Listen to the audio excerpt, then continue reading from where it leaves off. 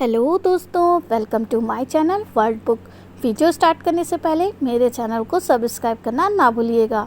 दोस्तों, आज हम जिस बुक के बारे में बात करने जा रहे हैं उस बुक का नाम है द लेटे फैक्टर, जिसको लिखा है डेविड बैक ने। इस बुक को पढ़कर आप जानेंगे कि फाइनेंशियल फ्रीडम का असली मतलब क्या है और आप कैसे उसे हासिल करके रिच बन सकते हैं। तो स्टार्ट करते हैं इस बुक की समरी को। दोस्तों, हम में से बहुत से लोग सारी ज़िंदगी जॉब करते रहते हैं, ये सोचकर कि एक दिन हमारे पास बहुत सा पैसा हो जाएगा, हम अमीर हो जाएंगे और फिर लाइफ को एंजॉय करेंगे। लेकिन जॉब करते करते हमारी ज़िंदगी बीत जाती है, फिर भी हमेशा पैसे की कमी महसूस होती रहती है। अगर हमारे पास पैसे हो भी जाएं तो हमारे पास एंजॉय करने का वक्त ही नहीं बचता। ज़िंदगी में बाकी जिम्मेदारियां भी हमेशा हमें घेर कर रखती हैं। तो ऐसे में फाइनेंशियल फ्रीडम हासिल करें तो कैसे? फाइनेंशियल फ्रीडम, आइए सबसे पहले समझते हैं कि फाइनेंशियल फ्रीडम होती क्या है। लेखक कहते हैं कि फाइनेंशियल फ्रीडम के 3 कंपोनेंट होते हैं। पहला वेल्थ, दूसरा फ्री टाइम, तीसरा गुड हेल्थ। अब वेल्थ के बारे में समझते हैं। सबसे पहले फाइनेंशियली फ्री होने के लिए आपके पास बहुत सारी दौलत होनी चाहिए, तभी आप ऐशो आराम से रह पाएंगे। दूसरा फ्री टाइम, दूसरा आपके पास बहुत सारा फ्री टाइम होना चाहिए ताकि आप अपनी दौलत को एंजॉय कर सकें। बहुत से लोग सोचते हैं कि अच्छी जॉब से वे अमीर बन सकते हैं, लेकिन उन्हें 9 से 5 तक काम करना पड़ता है।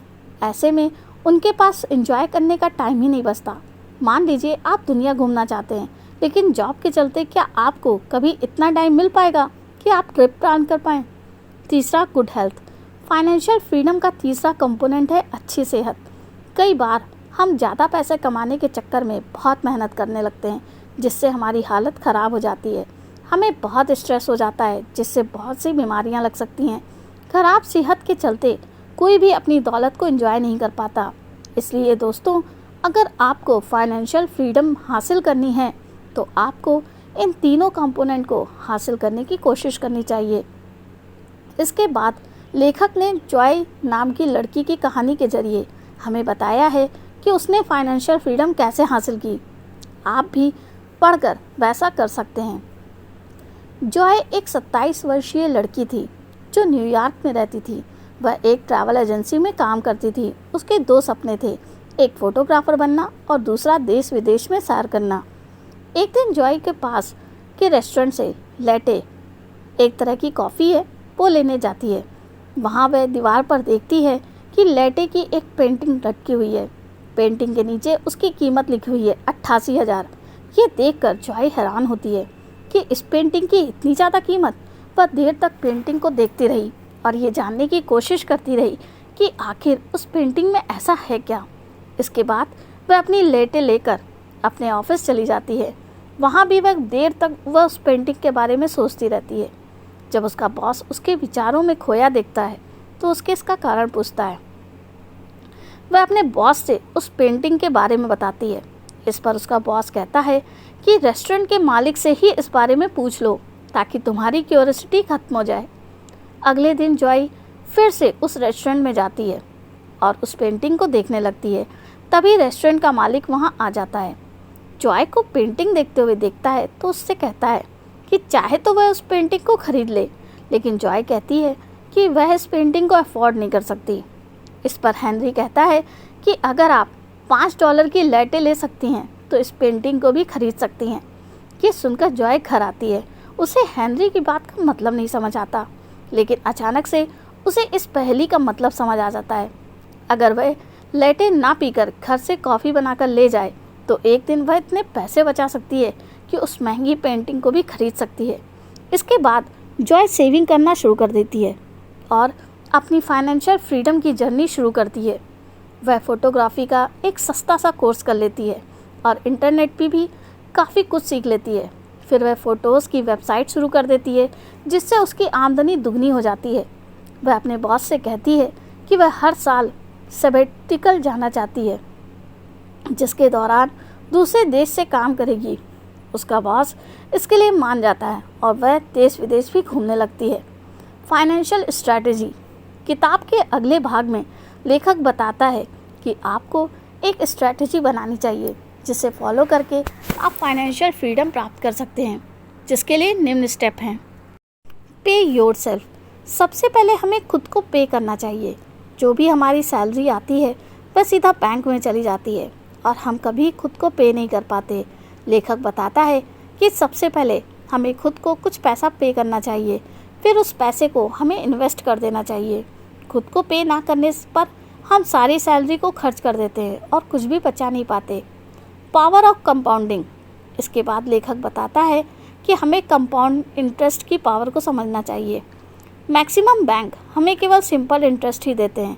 ज़्यादातर लोग अपने पैसे को सेविंग अकाउंट में रखते हैं, जहां उन्हें नाम मात्र का सिंपल इंटरेस्ट ही मिल पाता है। अगर आपने 10,000 रुपये जमा किए हैं और उस पर 100 रुपये आपको ब्याज मिला है, तो आपको हमेशा ही 1,000 रुपये पर ब्याज ही मिलता रहेगा। इसके विपरीत कंपाउंड इंटरेस्ट यानी चक्रवृद्धि ब्याज में बहुत फ़र्क है। अगर आपने 1,000 रुपये जमा किए और उस पर 100 रुपये ब्याज मिला, तो इसके बाद आपको 1,100 रुपये पर ब्याज मिलेगा, ना कि हर बार 1,000 पर। जिन लोगों को ये सीक्रेट पता है वे आगे चलकर करोड़ों के मालिक बन जाते हैं। वहीं दूसरी ओर बाकी लोग गरीब ही रह जाते हैं, फिर चाहे दोनों ने शुरू में सेम ही अमाउंट जमा किया हो। इंडिया में पीपीएफ अकाउंट में कंपाउंड इंटरेस्ट मिलता है। इसके बाद साथ ही पैसा सेविंग अकाउंट में ना रखकर एफडी करवा लेनी चाहिए। फ्लैक्सी अकाउंट की फैसिलिटी हो तो वह ले लेना चाहिए, जिससे आपके लिमिट के ऊपर के पैसे अपने आप ही एफडी में कन्वर्ट होते रहते हैं। Cut expenses. लेखक कहता है कि हमें अपने फालतू के खर्चे कम कर देने चाहिए। जैसे ऊपर जॉय ने लेटे पीना कम कर दिया। महंगे रेस्टोरेंट में हर दिन खाना ना खाकर हम अपना लंच खुद बना सकते हैं।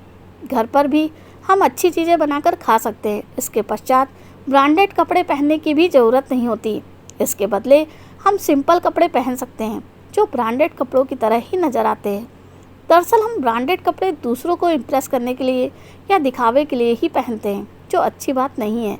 क्या आप अपने दोस्त उनके कपड़े देखकर या उनका महंगा सामान देखकर चुनते हैं?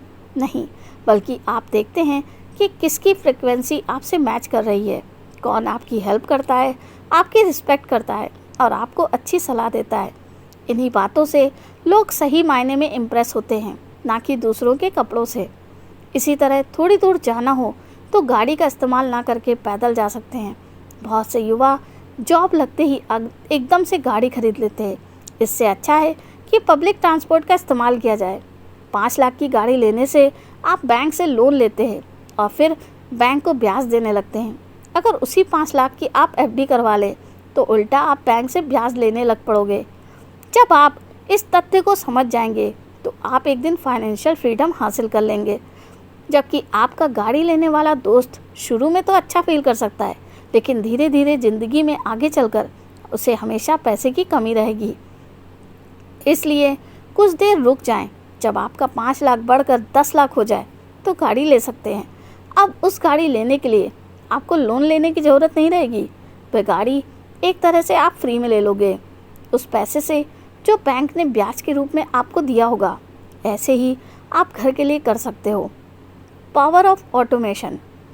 इसके बाद लेखक कहते हैं कि आप अपनी ज़िंदगी में ऑटोमेशन लेकर आएँ, जिसका मतलब है आपका काम आपके बिना भी ऑटोमेटिक रूप से चलता रहे। जैसे नेटफ्लिक्स में अपने आप ही सब कुछ होता है, अपने आप ही आपके पैसे कटते हैं, आपको ईमेल आते हैं और आप फिल्म या वेब सीरीज़ आदि देख पाते हो। वहाँ कोई भी आदमी नहीं बैठा होता। ऐसे ही आपका फ़ोन रिचार्ज होता है। ऐसा लगता है सब कुछ ऑटोमेटिक तरीके से हो गया। आप भी इस ऑटोमेशन का फ़ायदा उठा सकते हैं। बैंकों का सारा काम घर बैठे नेट बैंकिंग से कर सकते हैं। आपको बैंक में जाकर लंबी लाइन से लगने की ज़रूरत नहीं है। इससे आपको बहुत सा फ्री टाइम मिलेगा, जिसमें आप लाइफ एंजॉय कर सकते हो। ऐसे ही आप ऑटोमेशन वाले ऑनलाइन बिजनेस शुरू कर सकते हैं। ऐसा ही एक एग्जाम्पल ब्लॉगिंग का है। एक बार अगर आपने अपना ब्लॉग या वेबसाइट बना लिया तो उसके बाद वह ऑटोमेटिक ही पैसे कमाता रहता है। ऐसे ही मार्क जुकरबर्ग फेसबुक से सोते सोते ही पैसा कमाते हैं। Don't wait for money. दोस्तों, रिच लाइफ एंजॉय करने के लिए आप रिच होने तक का वेट ना करें। ये ना सोचें कि मेरे पास जब बहुत ज़्यादा वेल्थ हो जाएगी तब आप लाइफ एंजॉय करना शुरू करेंगे। तब तक कंजूसी में या पेट काट काट कर ना जिएं। इसके विपरीत आप आज से ही लाइफ एंजॉय करो। इसके लिए लेखक कहता है कि आप अपने बड़े गोल्स को छोटे गोल्स में बांट लें। जैसे अगर आपको घूमने का शौक़ है तो पहले आप अपनी कंट्री के ही स्टेट्स में घूमना शुरू कर दीजिए जहां आप आज तक नहीं गए हैं। हफ्ते में एक बार अच्छे रेस्टोरेंट में खाना खाइए। हफ्ते में एक मूवी देखिए। हर दिन फ्रूट्स खाइए। इसलिए ज़रा सा माइंडसेट बदल कर आप अपने कोकोन से बाहर आइए और ज़िंदगी का हर दिन मज़ा लीजिए। Myths about money. अंत में लेखक मनी से जुड़ी कुछ झूठी मिथ्स के बारे में भी बताते हैं। पहला, बहुत से लोग सोचते हैं कि हमें बहुत सालों तक नौकरी करके पैसा कमाते रहना चाहिए जिससे एक दिन वे अमीर हो जाएंगे, लेकिन इससे उन्हें कभी भी फाइनेंशियल फ्रीडम नहीं मिलेगी क्योंकि उनके पास पैसा हो सकता है लेकिन उनके पास कभी टाइम नहीं होगा और ना ही वे एंजॉय कर पाएंगे क्योंकि अमीर बनते बनते वे बूढ़े हो जाएंगे। इसके बाद लाइफ में कुछ एंजॉय नहीं कर पाएंगे। इसलिए आप पैसा कमाने के साथ ही साथ रिच लाइफ को एंजॉय करें। दूसरा, अगला मिथ है पैसे से पैसा कमाया जा सकता है। बहुत से लोग ये सोचकर बैठे रहते हैं कि वे बिज़नेस कैसे करें, उनके पास तो पैसा ही नहीं है। लेकिन बहुत से गरीब लोगों ने भी बिज़नेस शुरू किया है और आज अरबपति बन चुके हैं। एग्जाम्पल के लिए ओयो को ही ले लीजिए।